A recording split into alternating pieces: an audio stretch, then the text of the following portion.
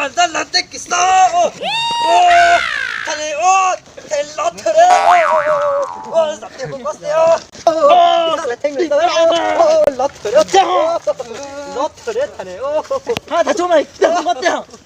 con đinh cảnh sát lót thở thằng này không có tiền à đinh cảnh sát Ít mẹ thằng này. Có mất đỏ. thằng này lót thở đấy Cái sút đấy. lót thở đấy đùa rồi Ôi rồi đi mẹ mấy thằng chó này. đúng Còn rồi đang giết hai thằng em à. anh em cái sân này là bây giờ người dân kia đúng là Mấy thằng kia không biết võ tí nào ta đeo sở rồi. đúng rồi Tao không có người gì à? đúng Ôi rồi. ôi trời ơi lâu thế đâu có thằng ra đây đó Trời sắp tối rồi hai em đi thế ai ra đi về luôn. đúng rồi Ôi rồi.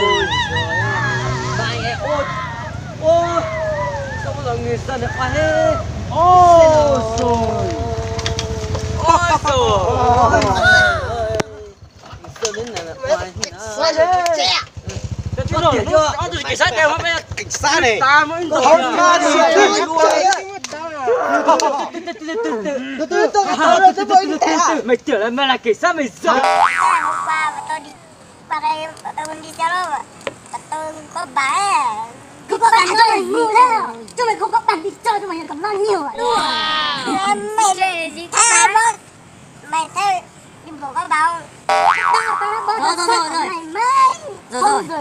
tao biết rồi tôi là các cảnh sát này người này không có bà nhá đi bộ thì không có bà nhá nhưng mà chúng mày hai cảnh sát này ngu thế ngu là rất hai cảnh sát này đi bộ đến phải người thì không đúng nhá không đúng mày có biết không mày cũng chưa là cảnh sát mày là người mông đúng rồi mày sao mày đúng rồi người mưa tao không biết tao nói gì nhưng mày